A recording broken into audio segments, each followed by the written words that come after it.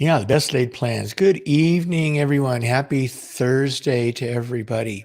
Normally you see me with my headphones on. I realized that since I'm the only one on, I don't need to hear myself. So I'm not going to put my headphones on until we get to the call in phase. Yeah, so I'm a little more comfortable that way too, I think. Well, welcome those who are here with me live and those who are watching in the recording.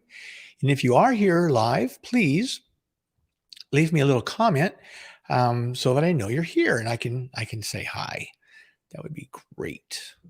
Or not. I mean, if you don't have to, I mean, that's fine. But it's just nice for me, right? And I've got my snacks with me tonight: chicken in a biscuit. I love these things. I don't know why. They're just so tasty, tasty. Oh. And create some fun at snack time with Easy Cheese. I have no idea what Easy Cheese is, but one of these days I'm going to go look for it. I'll get some Easy Cheese. So, how's everybody doing tonight? Chomp, chomp, chomp. That's kind of rude of me, isn't it? Yeah. Anyway, I've had a busy week. I don't know if I've ever mentioned it or not, but I'm the host of a podcast for our cathedral parish. We've been doing it since December, and I had a nice long interview with a guest on Wednesday. So it's just a big week, but I'm glad to be here. It's always nice to be here. Got a little bit of news, personal news. So let's take a look at that for a second.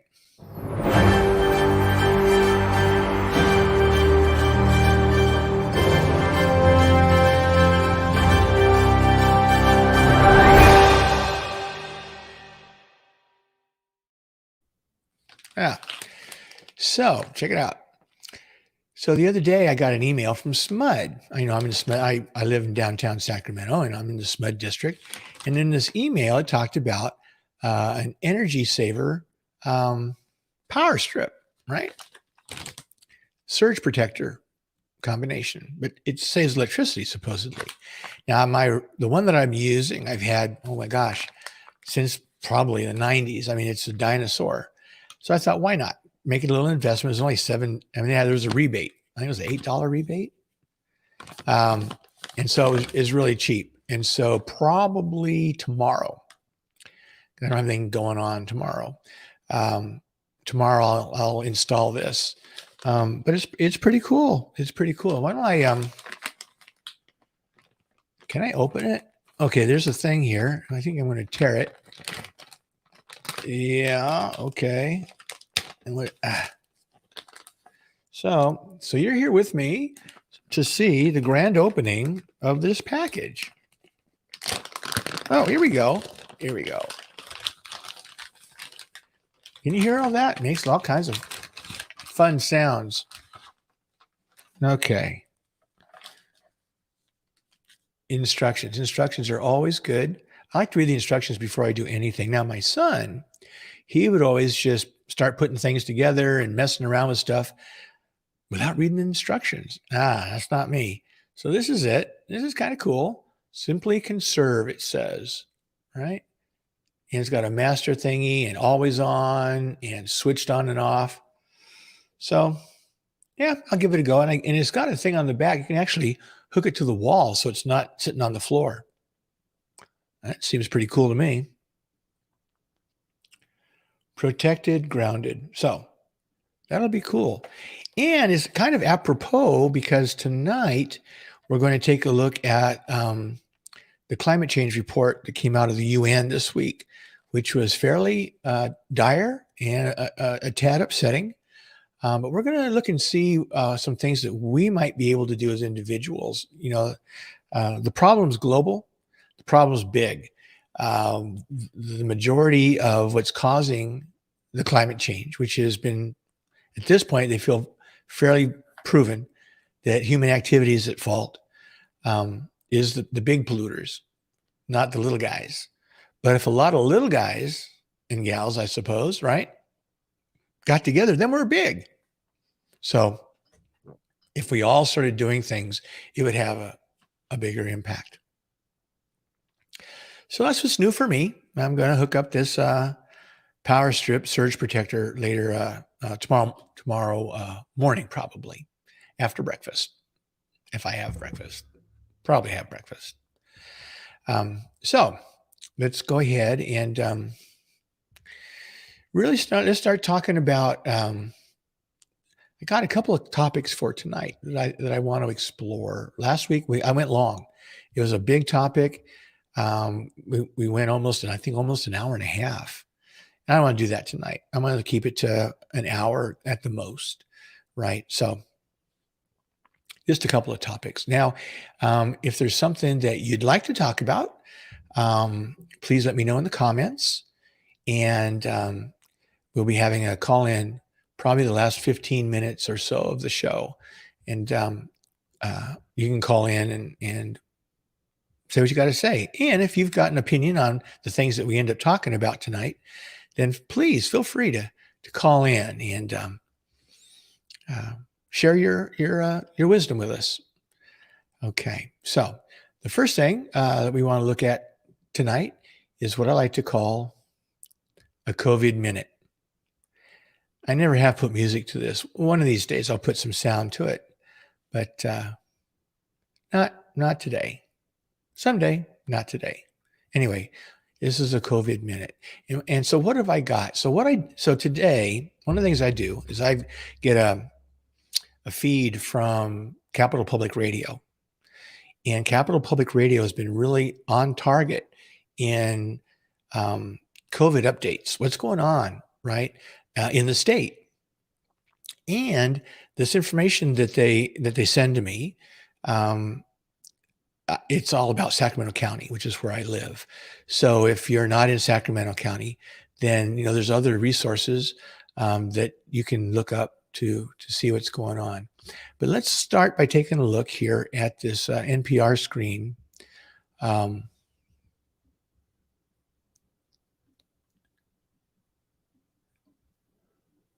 Here we go. There we go. So COVID-19 by the numbers, COVID-19 hospitalizations in Sacramento County.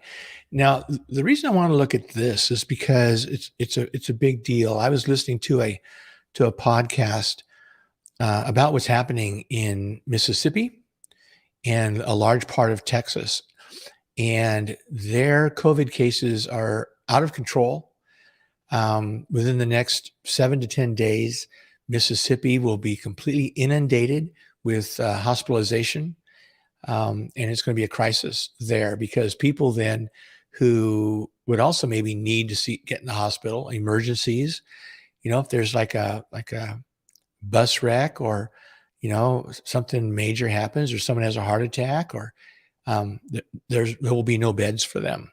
There are already people in emergency rooms waiting for beds in hospitals in Mississippi. It's very bad. And if you look at, it's not that bad here yet, but if you look at this graph, you can kind of see ups and the downs. Got kind of high in the winter. That's expected. It's expected to be higher in the winter. And then it dropped off, right? Dropped off really nicely. And then the governor said, okay, well, we can pretty much go outside again and do what we need to do and don't worry about masks, et cetera, et cetera. And then things started changing, right? In June, then the mask mandate for indoors happened. And look, I mean, it's just going up and up. It's just a bad trend right now. And the dark line is the hospitalized patients, and the blue line are the ICU patients, both of which are going up, both of which have an upward trend, which is not a good sign in Sacramento County. Now, California as a whole is doing pretty well, but Sacramento County is not. I don't know if they'll have a thing for me to click on that actually shows you whether or not we're in the high range. I hope it does, because we are. So these are cumulative COVID cases day by day. So they just add up, add up, add up, add up, add up. So these are the total number of cases we've had since February 2020, right? And we're looking at 4 million cases. It doesn't mean 4 million hospitalizations. It doesn't mean 4 million deaths. It's just the number of cases, right?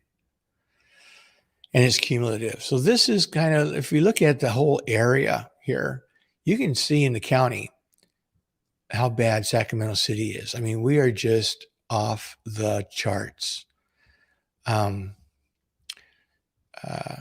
Yeah, it's just really sad, really, really sad. Let me get this a little bit bigger for you. There you go. It's amazing. There's Vietnam. Traffic increase expected for Memorial Day weekend. And so we're going back and back. And so you can see that some of the headlines: CEO pay explodes to 12.7 million, even as pandemic continues to ravage economy, regular Americans. Yeah. So there's some really bad things that are happening.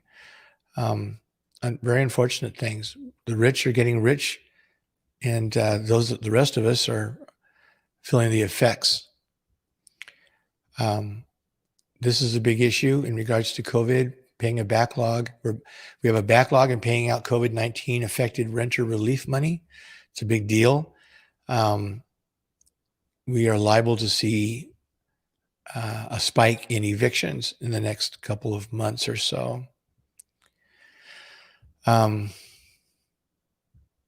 Yeah. So, yeah, it's sad.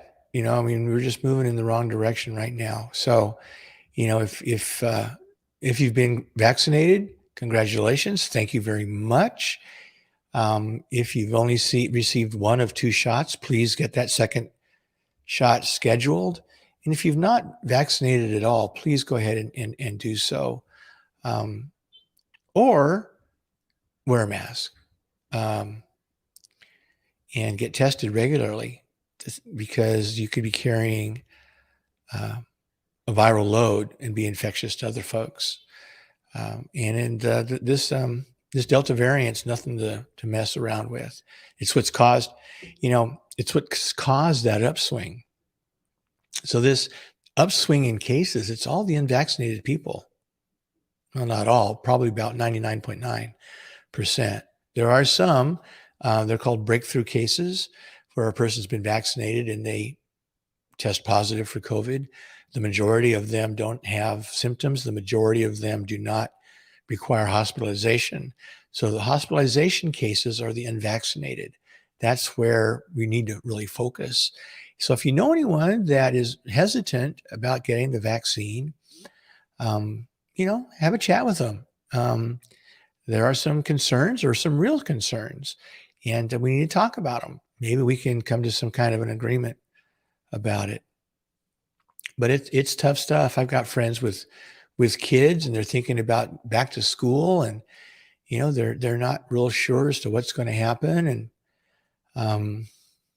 it's kind of scary. I mean, if I was a parent with a small child, I'd be concerned. I would, because what are other kids going to do? What are the teachers, the staff, the employees of the school? I mean, how safe is it going to be for that child?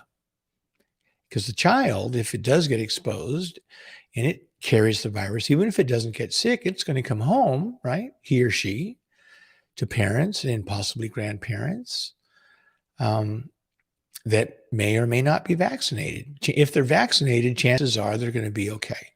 But if they're unvaccinated, that's a recipe for illness. So again, if you haven't received the vaccine, please do so. And if you have, thank you very much. And congratulations for doing that. That's in my mind anyway, the right thing to do, right? It's taking care of the general welfare. Okay, so what's the other topic I wanted to talk about tonight? So that's one down. one to go. Actually, there's two, but one's kind of real short. I know it's kind of short. This is really short. And we'll save that for last. The next thing up is going to be the climate change piece. This report came out, and I have always been aware of climate change. Not what do you mean always, Chris? I mean, when you're a baby? No. So probably, and when it goes back all the way back to when I was in junior high. I had the science teacher and one of the math teachers were husband and wife, and they were very environmentally conscious. Whether it was, a piece of paper that we were going to throw away or just whatever. And it was all about the environment and conservation, right? And so I kind of grew up with that. And then, I loved biology when I was in high school, and I became a biology major in college with them. So I got a bachelor's in biology and a minor in chemistry. And I've always been, and it was environmental biology. That was the concentration. So I've always been keyed into that. And I remember, oh gosh, it was back in the 80s, maybe the late 80s, early 90s, maybe. There was a book, Al Gore wrote a book. He had just come back from a symposium or a conference or something down in South America about climate. And he wrote a book called Earth in the Balance. And the cover was scales, right? Scales. And on one side of the scales was the Earth, the planet. And on the other side of the scales were gold coins. And I mean, the upshot of the book was, if we don't take care of the Earth, nothing else really matters. The economy doesn't matter. Nothing. If we wreck the Earth so badly that it's inhabitable, it doesn't matter. Or even if it's so bad that if you look at just the virus this last year and what that did to the economy and the supply chain, imagine if we had environmental crisis, climate crisis, one after the next, and what that could do to the supply chain and the economy. So let's take a look at this real quick, at this UN report. I'm not sure whether I have the report or whether it's just the UN website. It may just be the UN website, and maybe we'll find the report. Here we go. United Nations Climate Action. So I'm going to play this little video. There's no sound, interestingly enough, but it's kind of cute. There's a thing over here about sound, but there's no sound. Start now. Yeah. So I am going to, hang on a second. I'm going to stop this. We're going to go back out, and I can bring some sound in. There's a couple of videos I think it'll be fun to look at. It's on their website. So let's do that here. Let's bring some sound into this picture. Okay. And I'm going to, yep, and there it is. Great. Let me take this off so you can see the whole, there you go. Okay, so what do we have? We have a bunch of different things here. So here's Act Now, which is kind of cool. Some things that we can do. Let's see if I can go back. Where were those videos? Are they on here? Oh, here's one. Let's take a look at that one. Why do we race? To win? For the rush? To be the best? To achieve the impossible? Right now we are in a race we can't afford to lose.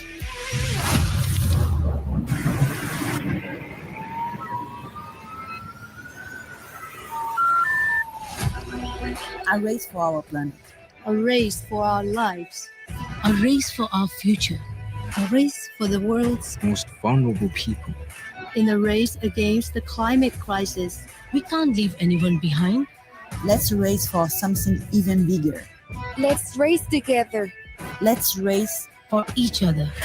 This is the most important race of our lives. Will you race with us?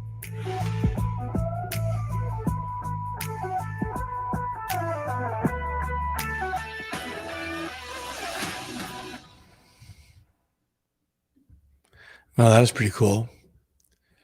Da, da, da, da, da. Now, how do I minimize this? I don't know. Let's see if we can go back here. And we'll go back again. There. Well, see, you go back too far.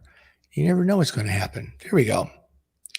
And I put my headphones on because I wanted to hear the movie too. So headphones are on. How about them apples? Okay, cool. All right, so let's go back and let's see what else we have here. Oh, I didn't watch that one. Latest news. Yes, it's not good. It's the thing. Sink or swim. Can island states survive the climate crisis? And this is one of the sad things that's happening is that the countries that are producing the gases, greenhouse gases, are not the ones that are suffering the most. The ones that are suffering the most are the ones that aren't contributing to global climate change. Islands, especially in the Pacific, as the seawater level rises, their islands become flooded. I mean, they don't have a lot of them don't have mountains. They're very low lying. They're basically right at sea level, and just a few inches, and they're underwater. Very, very, very kind of sad. The report basically said that it's going to get bad. We have a little narrow window. See, here it is. We can act on climate change, but time is running out. So let's just click on this real quick. See what it says. Intensifying. So scientists are observing changes in the Earth's climate in every region and across the whole climate system, according to the latest Intergovernmental Panel on Climate Change report released August 9th, a couple days ago. Excuse me. So it's happening faster. That's not good. Not good at all. Every region facing increasing changes. I mean, in California, look at the fires that we're having, and and the flooding that was in Germany, and human influence on the past and future climate. So this is where they really kind of get down to it. It has been clear for decades that the Earth's climate is changing, and the role of human influence on this climate system is undisputed. Yet the new report also reflects major advances in the science of attribution, understanding the role of climate change in intensifying specific weather and climate events such as extreme heat waves and heavy rainfall events.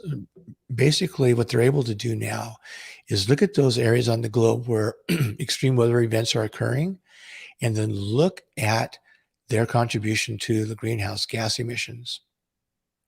And they're seeing a correlation, and they're bringing in causality. It's that strong of an evidence. So this is one of the things I wanted to talk about. Stabilizing the climate will require strong, rapid, and sustained reductions in greenhouse gas emissions and reaching net zero CO2 emissions. What does net zero mean? So net zero, the first time I heard that term, it had to do with housing or actually homelessness, net zero. I've seen it now in regards to traffic accidents. And what that means is that let's start with homelessness. You have almost the same number of people entering homelessness as you do leaving homelessness, which is a net zero. I mean, it's not increasing. That's net zero. And that's what we have to reach. We have to reach a net zero CO2 emissions where it's not increasing, right? And if it's not increasing and we're working to reduce it, then over time it's going to reduce, right? That's what they're looking for. That's what they're looking for. Oh, dear, dear, dear. Okay, well, let's go back. Let's go to the place where we can look at some things that we can do. Let's go to the top here and act now. So there's all kind of, the science, there's climate reports, key findings. We don't need to get into all those details. You can if you want to. This is the website. Act now. Toward a net zero future. And you can download an app. I don't know. I guess it could be. Use the app to log your actions and contribute to the global count. So that could be interesting, I suppose. So when you do some of the activities that are mentioned, you can log that into the app, and then there's someone who compiles those numbers just to see how many people are doing what they're doing. Energy and transport, food, the race to zero. And then start with 10 impactful actions. So what do we have here? We have save energy at home. Guess what? Oh, here we go. Check this out. Here we go. Switching to LED light bulbs, energy efficient electrical appliances. Yeah, kind of cool, right? And I got my new gizmo to plug in tomorrow. That should help save some electricity. Walk, bike, or take public transportation. That's not always something that people can do. One of the things that's happened over the decades is that we have structured our community life to be spread out, especially on the West Coast. We're all spread out. And so our centers of economy, businesses, are very centralized, but people live far out, and there's not good public transportation, and it's really far to walk, and it's really far to bike. So people really need to use their cars to get to work. But as I say at the very last sentence, carpool whenever possible. So if you do have to use your car, carpooling is the way to go. Eat more plant-based foods. Looky there. Eating vegetables, fruits, whole grains, legumes, nuts, and seeds, and less meat and dairy can significantly lower your environmental impact. Now they're making plant-based foods that they taste a lot like meat. So if you're a big meat eater and that you really just want that flavor, there are plant-based options. But as long as we like those steaks, then we'll keep raising cows and other things that contribute a lot to greenhouse gas emissions and take up a lot of land and water and energy. Fly less. It's interesting. I was listening to a report, and that's starting to happen right now. People are, for a while there, the airlines were picking up business. They were flying lots of people all over the place. Recently, they've seen a decline in passengers in flights being booked. And so there's a bit of a concern in the airline industry as far as are they going to be able to make it economically. But environmentally, the airlines are very, very bad for the environment. And that's just not airlines, but look at all the military planes that are in the air. It's just very hard on the environment. Cut your food waste. I remember I was telling someone, I went out to a restaurant the other day, and they served me more food than I could eat. And, I just couldn't. It just didn't feel right for me to leave food on the plate. And so I overstuffed myself, and I felt horrible. I mean, absolutely horrible. So I learned a little something. I ordered an extra side of rice, and I probably could have done without that. So I think in the future, if I go back to that same restaurant, I will forego the side of rice because it was just way, way too filling. It would be nice if I could order like a half order, right? Half order. That would be nice. But well, anyway, lesson learned, right? Reduce, reuse, repair, and recycle. One of the things that we've gotten used to as a as a Western economy, excuse me, is to throw things out and get something new because we have new all the time, and especially in the world of electronics, new products are being made all the time, and we are being marketed to buy whatever is new, even if we may have purchased something like a phone. You got a smartphone, you just bought it 2 years ago, but here comes the new one, and you just have to have the new one. Well, do you? Think about that. Think about that. Maybe you do, maybe you don't. And if you do, then what are you going to do with the old one? You're going to chuck it? You're going to recycle it? You're going to send it back in so that they can recover the rare metals that are in there and use them in another device? So there's a lot of things. I mean, clothes, once clothes start to look like they're being used, do you just chuck them and then get new clothes, or do you wear them until they actually wear out? I like to, I'm a cheapskate, so I usually wear my clothes until they actually wear out before I buy something new. So there's, reduce, reuse, repair, and recycle. Like how many pairs of shoes do you need? How many pairs of pants? How many shirts actually do you need? And I think, one of the benefits of COVID that we had is people didn't have to dress up to go to work. And you didn't have to, you could be in your sweats all day if you wanted to. So there wasn't a need to buy a lot of new clothes. Switch to an electric vehicle. So that may be a bigger option down the road for people. One of the things you have to have are those charging stations. They should be as plentiful as gas stations are for people to use them. I've got a friend who's taking a trip to Oregon. He has an electric vehicle, and he's not sure. It's an experiment. Are they going to make it all the way? And once they get there, they're going to be able to charge it up and bring it home. So we'll see. That's one concern. The other concern is the expense. There are a lot of people in this country who don't make enough money to buy an electric vehicle. It's just too expensive, and so they buy used gas-powered cars. And so until we can bring down the cost of things, buying an electric vehicle is only going to be an option for, I would think, a minority of Americans. Change your home's source energy. I think it's funny. You got a picture of a windmill right there. But so that's ask your utility company if your home energy comes from oil, coal, or gas, and if you can switch to renewable sources such as wind or solar. Oh, very interesting. I know that solar panels were the big vogue for a while, and they still should be. But I was hearing somewhere that, it used to be that if you had solar panels and you were generating excess electricity, you could sell that back to the utility company and put it on the grid, right?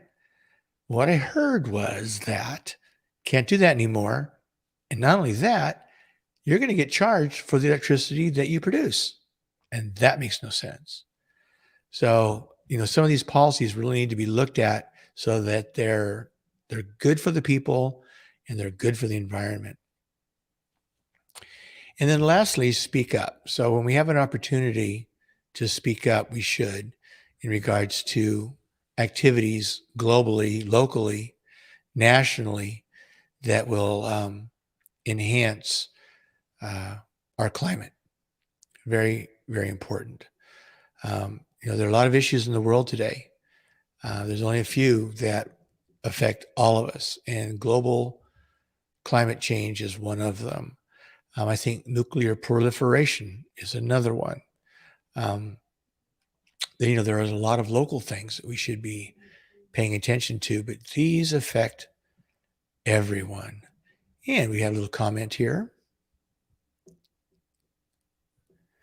And that's okay. It's a solicitation to me, so I'm not going to share it. I find it very interesting, and if you're still listening, thank you very much for the offer, but I'm going to go ahead and pass, and good luck to you. Good luck. So Yeah, climate change and COVID. COVID's global also. So, we've got some big ones to look at globally. We've got, COVID-19 globally. We've got climate change globally, and we've got nuclear proliferation, not globally, but we've got major countries that are stockpiling nuclear weapons, which, I lived through the Cold War. I remember duck and cover as a kid, getting underneath the desk as if that would save you from an atomic blast. But, it got really scary, the Cuban Missile Crisis and all that. We just don't need that hanging over our heads, that sword of Damocles. The last thing I wanted to show you, it's interesting. It's kind of humorous, but it's interesting. So I was looking at this article and I was like, scientists have a better idea of what Tyrannosaurus Rex looks like. I mean, we've seen them in the movies, we've seen them, in different places, but I found this very, very interesting. So let's just take a look at this. There he is, T-Rex. Look at that. And the main thing here is his hair. Look, check this out. They think he had hair. Pretty sure they found some fossilized hair. Now, they have no idea if this is the coloration that the T-Rex had. He could have been green, yellow, who knows, but he had hair. And in the article, they said he had a mullet, so short in the front and long in the back. So that's pretty funny, I think. It's a funny picture of T-Rex. So at this time, let me just turn off my do not disturb, and we're going to go to voicemail. Not voice. We're going to go to the call-in settings and see if anyone wants to call in. So let me put that up here. Call in. There's our call-in number. And there's my phone. Okay, so there we go. So if there's anybody out there that wants to call in, if you call in while the show's live, you will go on the air. If you try to call in when the show's over, then it goes to voicemail. And it's actually used for another podcast for the voicemail. I mean, you can leave a voicemail there for me for It's About Us, but the message is for Let's Talk Parish, which is the podcast that I host. So we'll leave this open for a little bit. The number is 916-545-5376. You can see that scrolling across the bottom of your screen. And I got my headphones on, so I can hear you if you call. And as it stands, if you call right now, you'll be the first caller ever. Well, not actually. I had one. Actually, I had two callers. That's true, but it's been a while. So I've had two callers. The first caller, I had it set up wrong. So I could hear the caller, but nobody out in virtual land could hear. So I don't really count that one. It's like a half a call. And then the first call that actually worked was with my friend Ruben. And that was nice. Make sure it worked. But as far as actually chatting about the topics of the day or the evening, I haven't done that yet. So looking forward to when that occurs. So that'll be nice. So that we'll just take a second here. And if you want to talk about what's happening in regards to COVID-19 in the community where you live, if you want to talk about the forest fires that are happening. I mean, Sacramento had some horrible air quality earlier this week. I mean, the skies were red and it was just bad, and then global climate change we talked about and some of the things that we could do.